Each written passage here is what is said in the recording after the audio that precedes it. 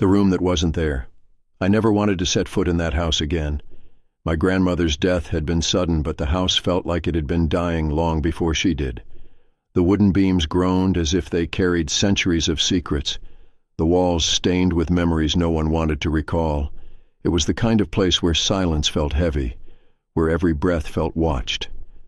I told myself I was only there to sell it, to clear out the old furniture, fix what needed fixing, and hand it over to the next unlucky owner. But from the first night I knew something wasn't right. The house had always felt off, but I chalked it up to childhood imagination. Now, as an adult, I couldn't ignore the strange details. The floor plan didn't match what I remembered. I knew every corner of that house from years of hiding in it as a kid, but something felt different. My unease grew when I noticed a door in the hallway that I had no memory of. It blended into the wall too perfectly, as if it had been hidden for years. The knob was ice cold, the wood untouched by dust, unlike the rest of the house. I hesitated before turning the handle, a sharp chill running through me. The door creaked open to reveal a room that shouldn't exist.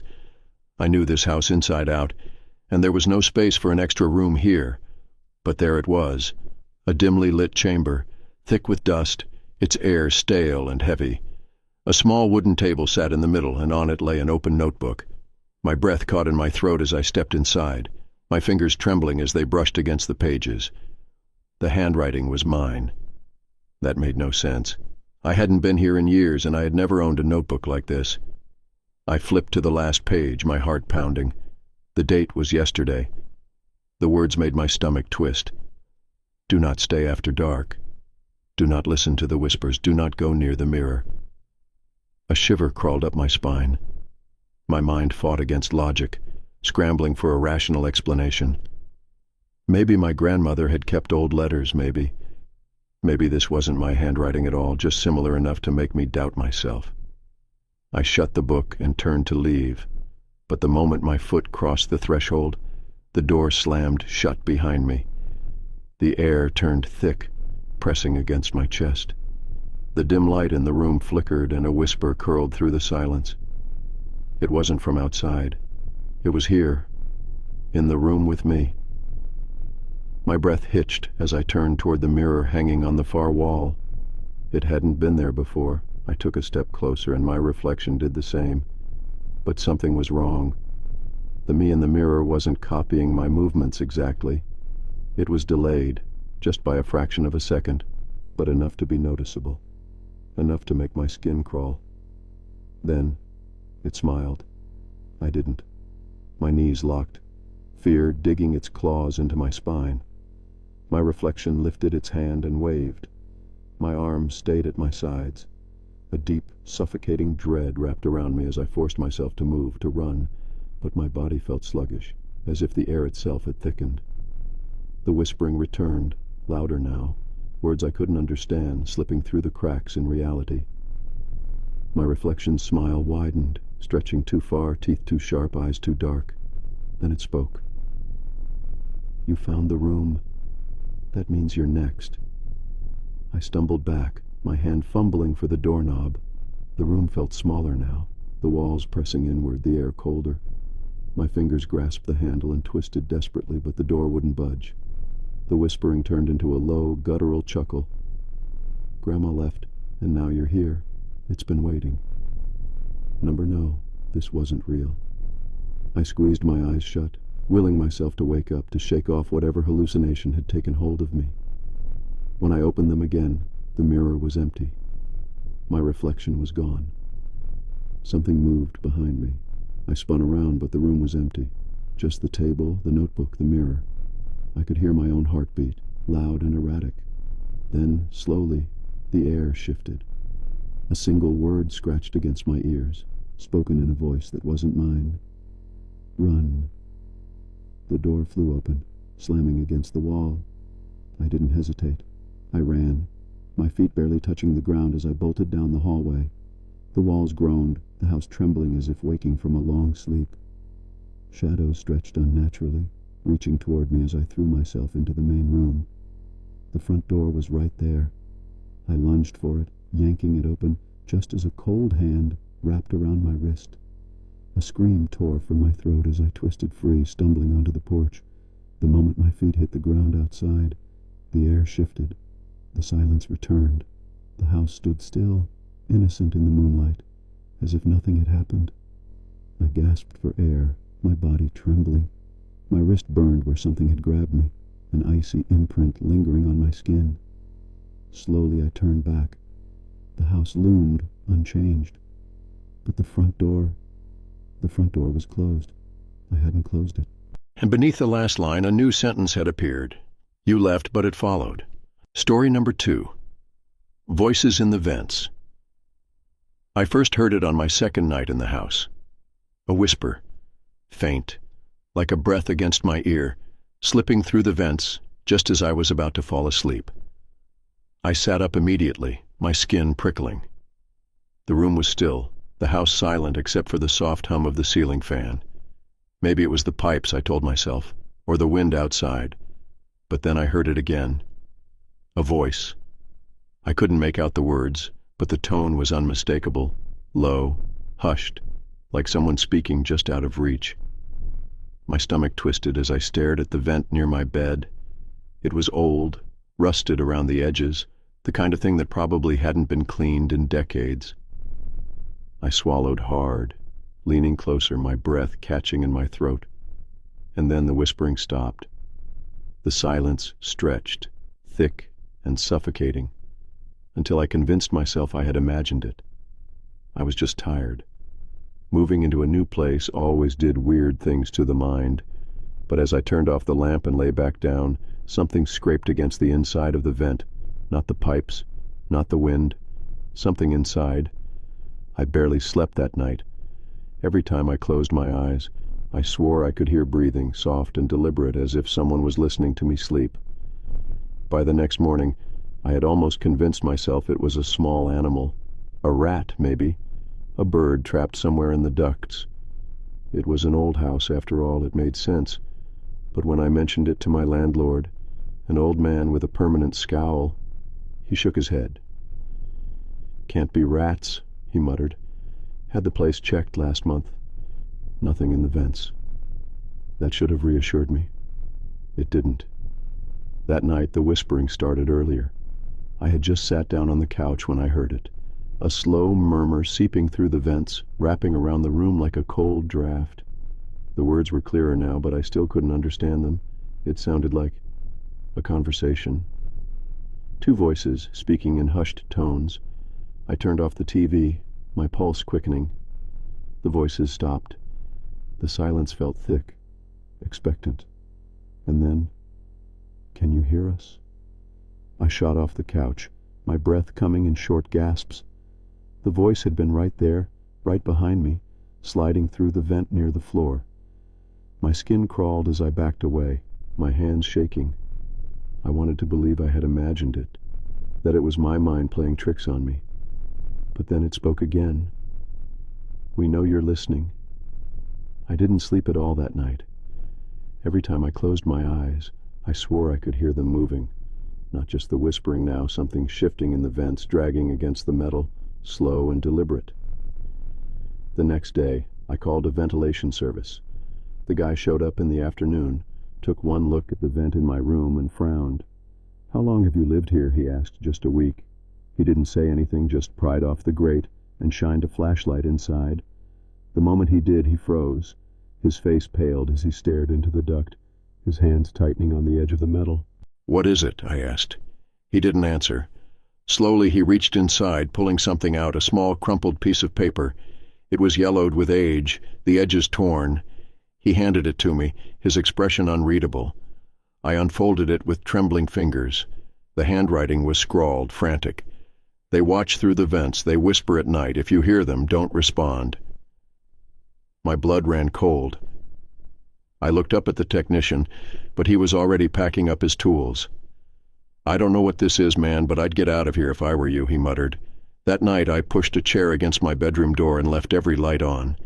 My mind raced with questions. Who wrote that note? How long had it been in there? And if they were warning me, did that mean they had heard the voices too? The whispering started again around midnight, but this time it was different. They weren't just speaking to each other anymore. They were calling my name. The sound was everywhere, threading through the vents, filling the room with a chilling presence. My body was frozen, my pulse hammering in my ears.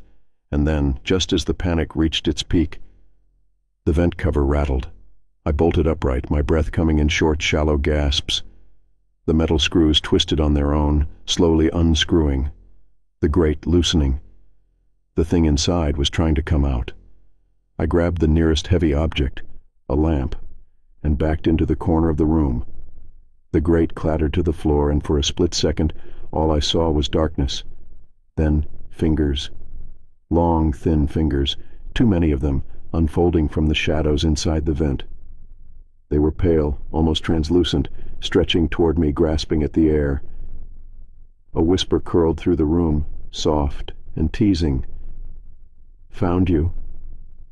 I didn't think. I just ran. I tore through the house, slamming doors behind me, heart pounding as I fumbled with the locks. Something moved behind me, the whispers turning into raspy laughter. The last thing I saw before I stumbled out into the cold night was the vent in the living room, wide open, something shifting inside. I never went back. I broke my lease, left my belongings, and never looked at that house again. A week later, I got a text from an unknown number. "You left too soon.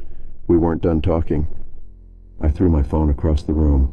The number was disconnected when I tried to call back, but that night in my new apartment, I froze as the air vents rattled. And then the whispering started again. Story number 3. The Stalker in the Walls. I should have trusted my instincts the first time I heard it, a faint scratching sound coming from inside the walls. It was subtle at first, the kind of noise you could blame on old pipes, shifting wood, maybe even mice. But it wasn't mice. And the moment I realized that, it was already too late. I had moved into the house alone, renting it for cheap after the last tenant left in a hurry. The landlord barely said a word when handing me the keys, just muttered something about keeping the place locked up at night. I didn't think much of it. I had lived alone before. I wasn't scared of old houses, or creaky floors, or the occasional strange noise. But this was different. The first time I noticed it, I was in bed, drifting between sleep and wakefulness. A soft rustling inside the walls, like something moving. Slow, deliberate. Too heavy to be a rat, too rhythmic to be the house settling. I sat up, listening. The sound stopped. The next morning I checked the walls, looking for holes, cracks, anything that could explain the noise. I found nothing. No signs of rodents, no loose panels, just smooth, untouched drywall. Still, something about it gnawed at me. The feeling of being watched, of not being alone. Days passed, and the noises got worse. Footsteps in the attic when I knew no one was there. The distant creak of floorboards in the middle of the night. Shadows shifting in my peripheral vision. Then the whispering started. I would wake up to the faintest murmur, like someone speaking just beyond my hearing. I couldn't make out the words, but I felt them, low and urgent, slipping through the walls like breath against my ear. One night, I decided to test it. I whispered back, "Hello?" The silence stretched for so long that I almost laughed at myself. Then, "You shouldn't be here." My blood ran cold. The voice was right there, behind the wall. I stumbled out of bed, heart hammering, scanning the room as if expecting to see someone standing in the corner. But I was alone. I tried to convince myself I had imagined it.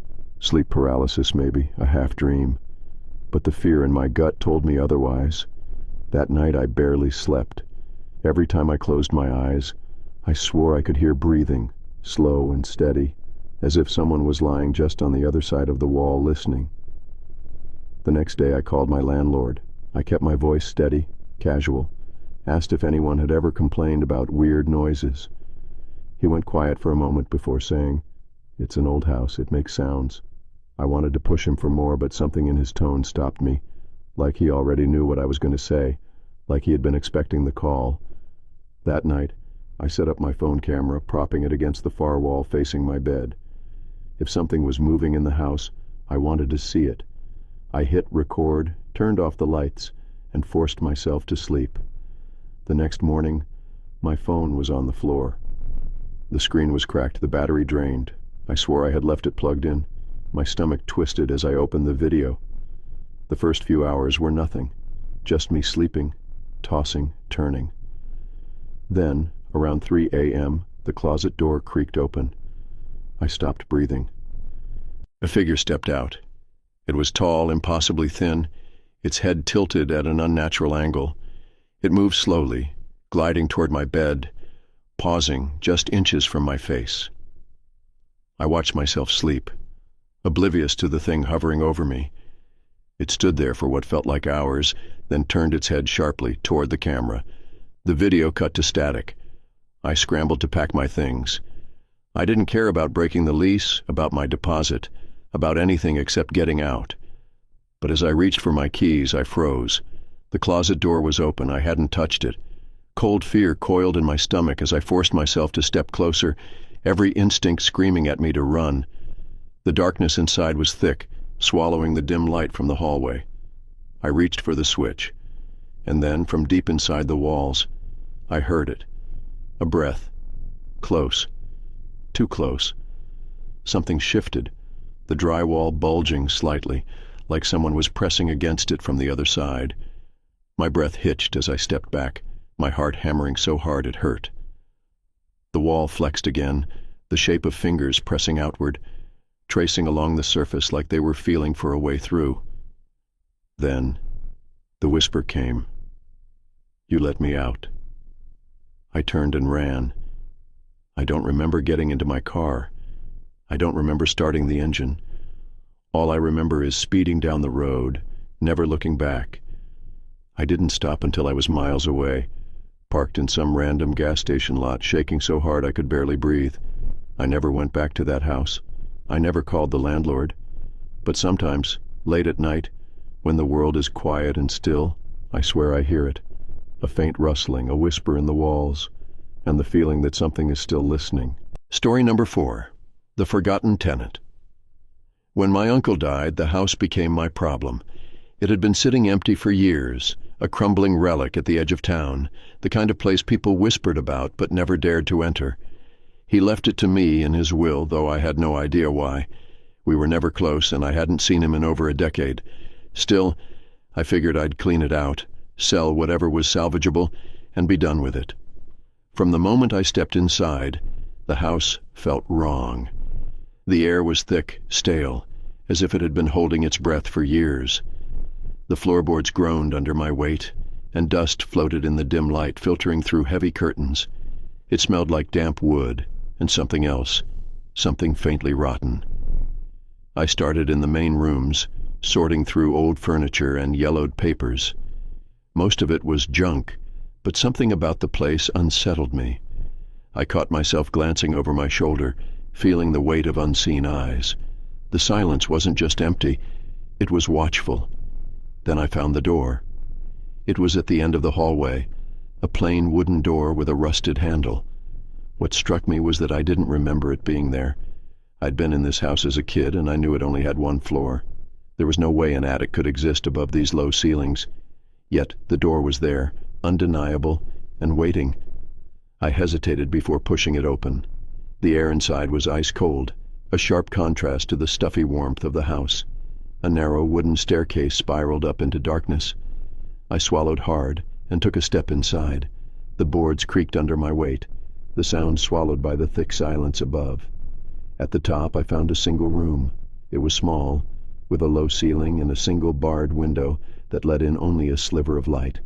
The walls were covered in deep scratches, long claw marks that ran from floor to ceiling. In the center of the room sat a rusted metal bed frame, the mattress torn and stained, and next to it a wooden tray with a single, rotting plate of food. My stomach lurched. Someone had lived here, a tenant, a forgotten tenant. I turned to leave, my pulse hammering, but a whisper slid through the air. Low. Hoarse. "Finally. You came back." I froze. The voice was coming from behind me, from the bed. My breath caught as I turned, my eyes locking onto a figure sitting in the shadows, thin, gaunt, eyes hollow, gleaming in the dim light. "You left me here," it rasped. I staggered back, my body screaming to run, but my legs refused to move. The figure shifted, the mattress groaning beneath it. The stench of rot grew stronger. I wanted to scream, to deny whatever it was saying, but the words died in my throat. "Did you forget?" It tilted its head, the movement unnatural, too sharp. "You promised you'd come back. Number I had never been here before. I had never—" Memories slammed into me, sharp and dizzying. Flashes of a child's hands locking a door, of a voice pleading, whispering through the cracks, growing weaker with each passing day. I stumbled backward, my foot catching on the step.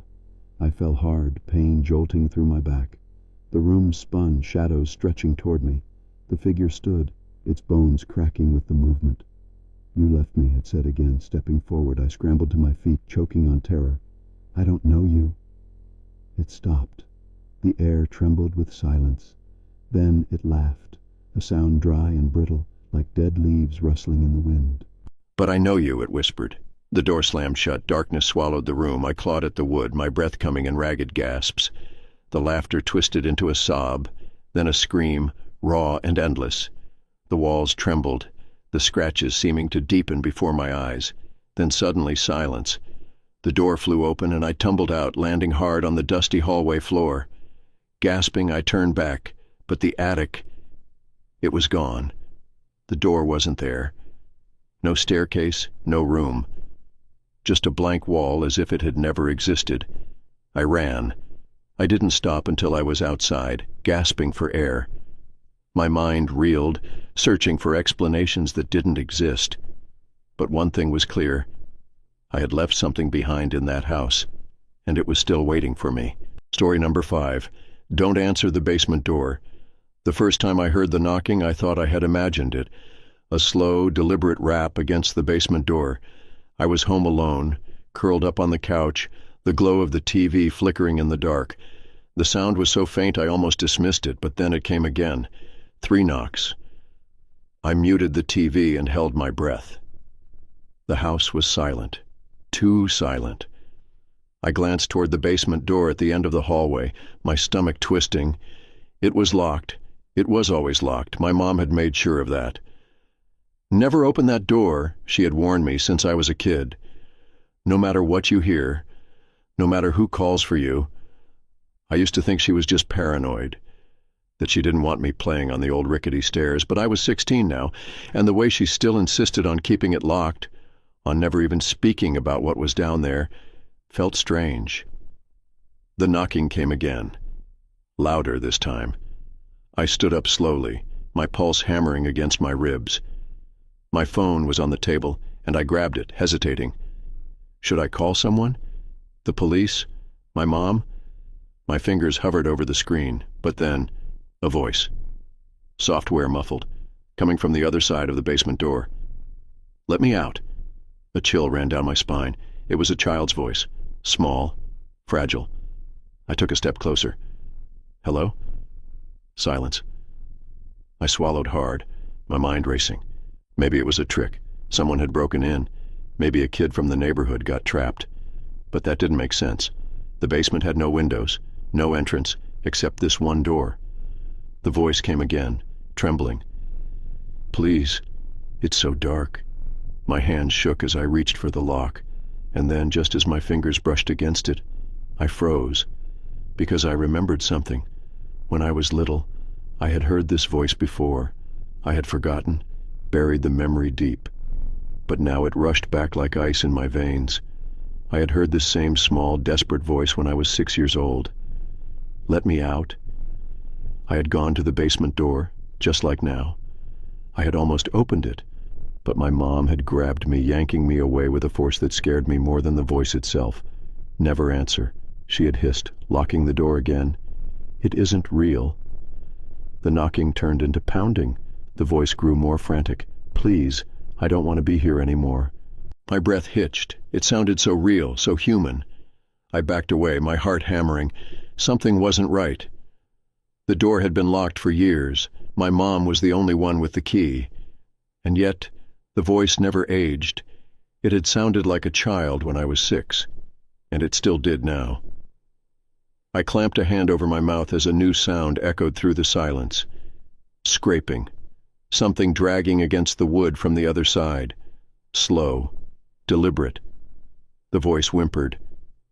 "It's waking up." I bolted. I ran to my room, slammed the door and locked it. My breathing was ragged, my hands shaking too much to text. My mind screamed for me to leave, to get out of the house, but my body was frozen in fear. Then, silence. Minutes passed. An hour. I sat curled in the corner, listening, waiting. Then my phone buzzed. A text from my mom. "Do not open the basement door, no matter what it says." I stared at the screen, my stomach churning. She knew. She always knew. A soft knock echoed from the hallway, not from the basement door, from my bedroom door. I stopped breathing. A voice spoke, muffled through the wood. Mom said not to open the basement door, but she never said anything about this one. I never moved out of that house, but I never opened a door without checking twice again. Story number 6, The Phantom Tenant. The first complaint came from the man in 2B. He called late at night, his voice hushed but urgent. "Someone's screaming in the apartment next door," he said. "It's been going on for an hour." I sighed, rubbing the sleep from my eyes. It wasn't the first time I'd gotten a noise complaint about 3A. It was supposed to be vacant, the last tenant having moved out months ago. I'd been meaning to check the place out, make sure everything was in order, but I kept putting it off. "Are you sure it's coming from there?" I asked. "Positive. Can you just check it out?" I told him I would and hung up, pulling on my jacket as I stepped into the dimly lit hallway. The building was old, the kind of place that always smelled faintly of mildew and dust. As I approached 3A, the air grew heavy, thick with something I couldn't place. I knocked once. Silence. I knocked again, harder this time. The screaming stopped. I swallowed hard, my fingers tightening around the keys in my pocket. Every instinct told me to walk away, but I couldn't ignore it, not if someone was hurt. I slid the master key into the lock, twisting it slowly. The door swung open. The apartment was empty, completely untouched. No furniture, no belongings, nothing but a thin layer of dust covering the floor. I stepped inside hesitantly, my footsteps echoing in the hollow space.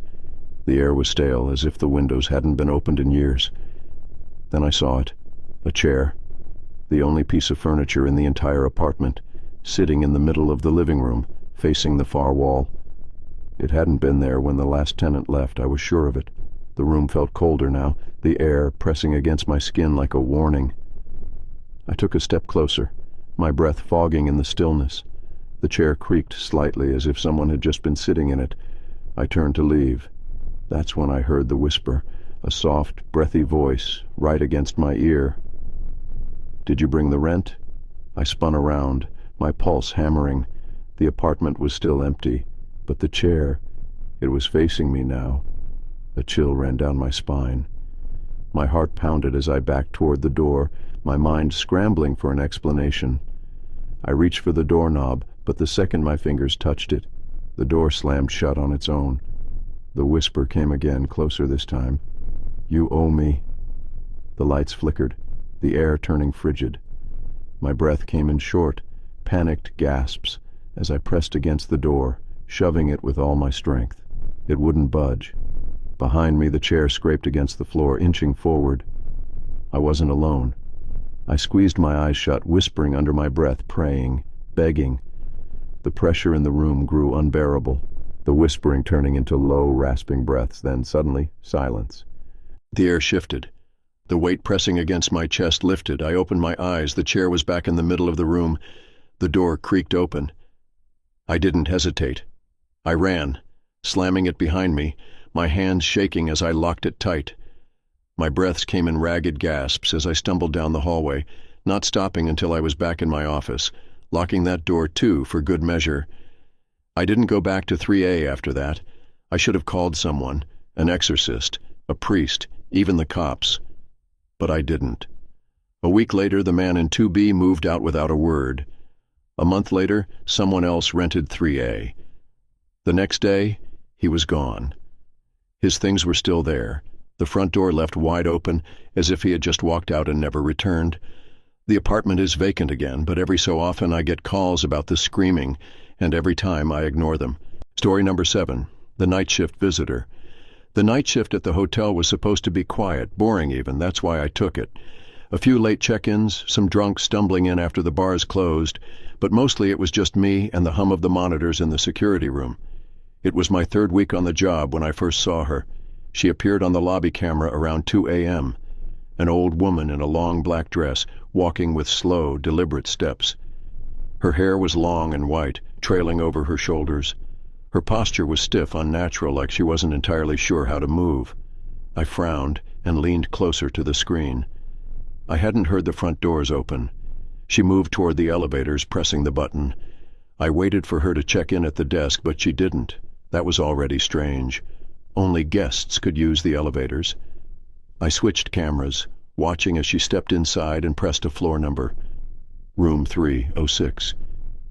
I grabbed the register, flipping through the list. That room had been empty for years. After a guest had died there under unpleasant circumstances, the hotel had stopped renting it out.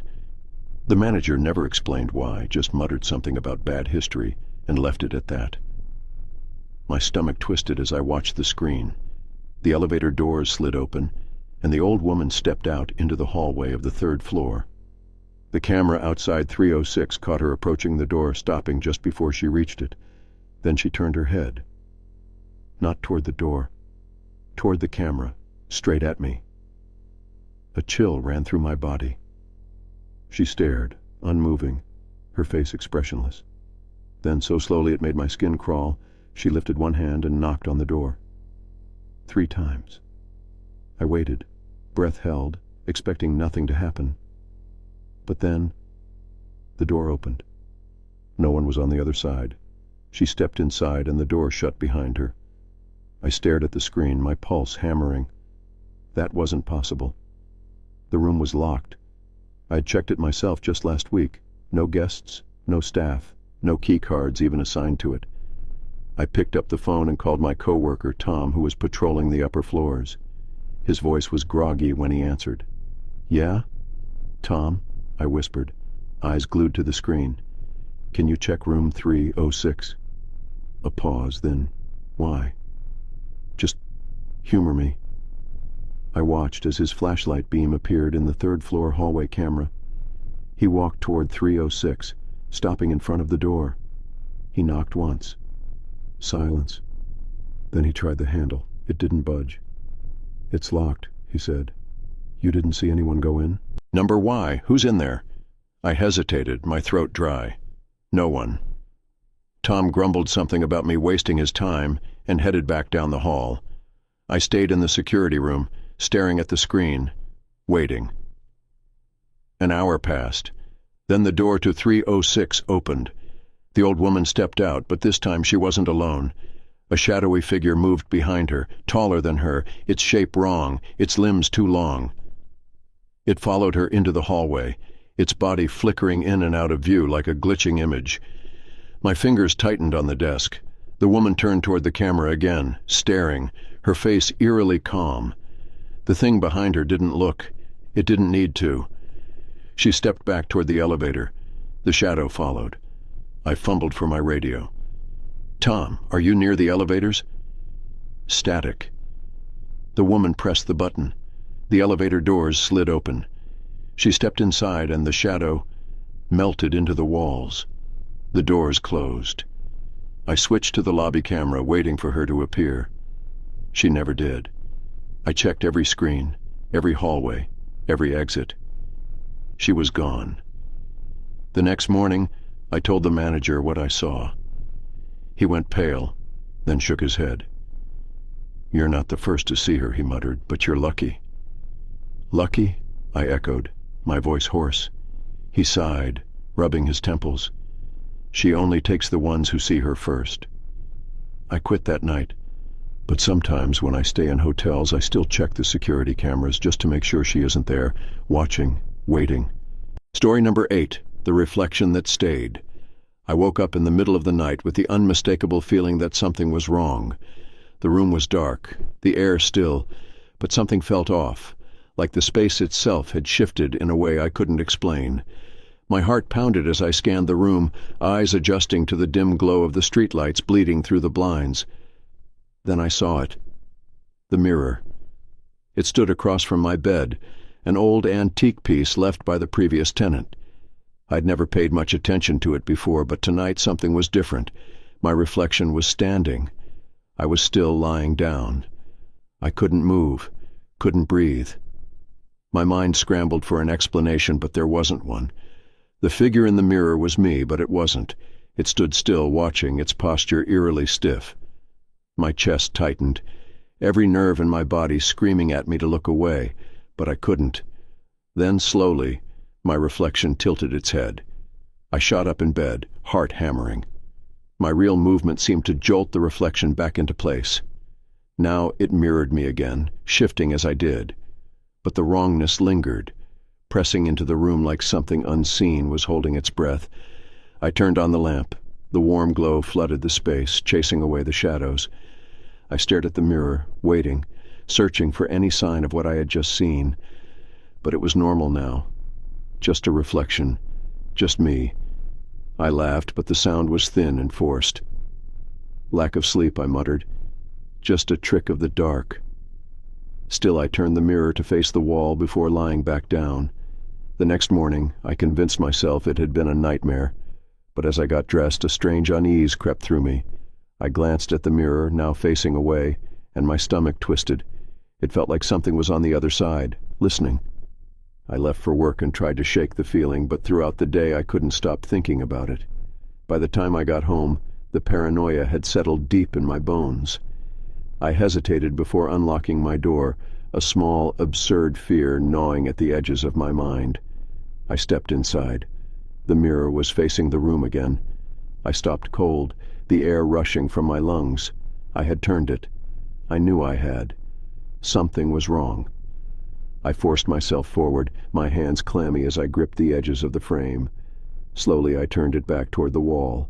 The weight of unease pressed heavier on my chest, but I ignored it. It had to be my imagination. That night, I woke up to the sound of glass tapping. My stomach dropped. The mirror. The room was bathed in darkness, but I knew. I knew it was facing me again. I could feel it. I reached for my phone, my fingers shaking as I turned on the flashlight. The beam cut through the dark, landing on the mirror. It was facing me, and my reflection was already looking back. I hadn't lifted the phone yet. I was still lying down, but the reflection, my reflection, was holding its phone up, staring straight at me. The air in my lungs turned solid, a thick, suffocating weight that kept me from screaming. My reflection's lips curled into a slow, unnatural grin. Then it stepped forward. The glass didn't break. It didn't shatter. It rippled, like water disturbed by a single drop. The reflection placed one hand against the surface, pressing outward, the glass bending beneath its palm. I bolted. I didn't stop to grab anything. I didn't stop to think. I ran out of the apartment, down the stairs, into the street, my breaths coming in sharp, ragged gasps. I never went back. I had the landlord pack my things. I made up some excuse, but I didn't care if he believed me. I just wanted out. But sometimes late at night when I pass by mirrors in places I don't know, I swear I see it. A version of me that lingers just a second too long, waiting. Story number 9. The Doll That Knew Too Much. I found the doll in a box that should not have existed. It was buried deep in my mother's attic, tucked beneath yellowed newspapers and forgotten photo albums. I almost didn't see it, but when I brushed the dust away, there it was, small, delicate, its porcelain face cracked along the edges. A pair of glassy blue eyes stared up at me, framed by golden curls matted with age. I recognized it immediately. It was my sister's doll, the one we had buried with her. My breath caught in my throat. That wasn't possible. I remembered the funeral. I remembered my mother sobbing as they lowered the casket, the doll cradled in my sister's still hands. It had been with her. It had to be. I stepped back, my pulse pounding, Maybe it was a different doll. Maybe my mind was playing tricks on me. But as I picked it up, I saw the tiny heart-shaped birthmark painted just below its ear. The same mark my sister had drawn there when we were kids. This was hers, and it was here. I almost put it back in the box, almost left it buried beneath the past. But something about it pulled me in, a lingering, desperate nostalgia. So, against my better judgment, I took it home. That was my first mistake. That night I placed the doll on a shelf in my bedroom. It stared blankly ahead, its glassy eyes reflecting the dim glow of my bedside lamp. I turned off the light and lay down, telling myself it was just an object, just a memory. Then, sometime around 3 a.m., I woke up. A faint whisper slid through the silence, just on the edge of my hearing. I held my breath, heart pounding. The air felt thick, suffocating as I strained to listen. The house was still. The only sound was the slow, rhythmic ticking of the clock on my nightstand. And then, very softly, very clearly, the whisper came again. "Why did you leave me?" My stomach turned to ice. I sat up, my eyes darting around the room. The door was closed. The windows were locked. I reached for my phone, fumbling with shaking hands as I turned on the flashlight. The beam cut through the darkness, landing on the shelf where I had left the doll. It was gone. The air pressed heavy against my chest as I scanned the room. Then my eyes landed on the floor. The doll was sitting upright, facing me. I swallowed hard, every nerve in my body screaming at me to move, to run, to get out. But I couldn't. I was frozen, trapped in the thick, unnatural silence. Then, slowly, the doll's head tilted. "You forgot about me." I gasped, scrambling backward, my pulse thundering in my ears. My mind raced, searching for an explanation, any explanation. But there wasn't one. The doll had moved, and it had spoken. I didn't sleep the rest of the night. I kept every light on, watching the doll from the corner of my eye, waiting for it to move again, but it didn't. At dawn, I grabbed it with shaking hands and stuffed it into a garbage bag. I ran outside, barely able to breathe, and tossed it into the dumpster behind my building. My hands trembled as I slammed the lid shut, my heart hammering so hard it hurt. It was over, or so I thought. That night I returned home, exhausted but relieved. I double-checked the locks, turned on every light, and finally, for the first time in nearly 24 hours, allowed myself to relax. Until I walked into my bedroom and saw the doll sitting on my pillow. I choked on a scream, stumbling back, my vision tunneling. This wasn't real. It couldn't be real. I had thrown it away. I had seen the dumpster close over it. My breath came in short, ragged gasps as I forced myself to move. I grabbed the doll again, my fingers tightening around its tiny frame, and this time I didn't hesitate. I drove to the river. The entire way there I could feel it watching me. Its lifeless eyes burned into my skin, its presence thick and suffocating. But I didn't stop. I couldn't. I parked at the edge of the bridge, my knuckles white as I gripped the wheel. Then, without giving myself time to second-guess, I got out, ran to the railing, and hurled the doll into the water below. I watched as it hit the surface, sinking instantly into the dark, rushing current. I waited. Nothing happened. No movement, no whispers, no impossible return. I let out a shaky breath. It was over. But when I got back home, my front door was open. I stepped inside, cautiously, my heart pounding. The lights flickered as I moved through the apartment, my breaths shallow and uneven. And then, in the center of my bed, waiting for me like it had never left, was the doll. Its lips curled into a tiny, knowing smile. "You can't get rid of me. I don't live there anymore, but no matter where I go, no matter how far I run, the doll always finds me." Story number 10. Never blink twice. I first noticed it at work. It started small, so small that I thought I was imagining things. A flicker of movement in my peripheral vision, a shadow where there shouldn't be one. I would turn my head, but there was nothing. Just empty space. It happened once or twice a day, enough to make me feel uneasy, but not enough to question my sanity. Then, one afternoon, I blinked, and when I opened my eyes, something had moved. It was just a few inches, barely noticeable. A coat rack that had been in the corner was suddenly closer to my desk. My coffee mug was turned slightly, the handle facing the wrong direction. I frowned, shaking off the unease, telling myself I had simply misremembered. But the feeling stayed with me, a sense of something watching, waiting. That night, at home, I caught a glimpse of it. I was brushing my teeth, staring at my reflection in the mirror when I blinked. And in that fraction of a second, when my vision was swallowed by darkness, I saw something standing behind me, tall, shadowy, stretched too thin. I spun around, heart hammering. Nothing. The bathroom was empty. The air was still. My breath came in short gasps as I turned back to the mirror, searching for any sign that I wasn't losing my mind. And then I blinked again. It was closer. I stumbled back, nearly knocking over the sink. My chest tightened, my mind racing for explanations that didn't exist. I kept my eyes open as long as I could, forcing them to stay wide, but they burned, begging for relief. I clenched my jaw, swallowing hard. Then, without thinking, I blinked twice, and that was the mistake. In the space of those two blinks, the figure was no longer in the mirror. It was standing right in front of me. I didn't see it move. I didn't hear it. But it was there, looming. I bolted. I ran out of the bathroom, nearly tripping over my own feet. My vision blurred with panic as I stumbled into my bedroom, slamming the door shut. My breaths came in ragged gasps, my mind screaming at me to wake up, to snap out of whatever nightmare this was.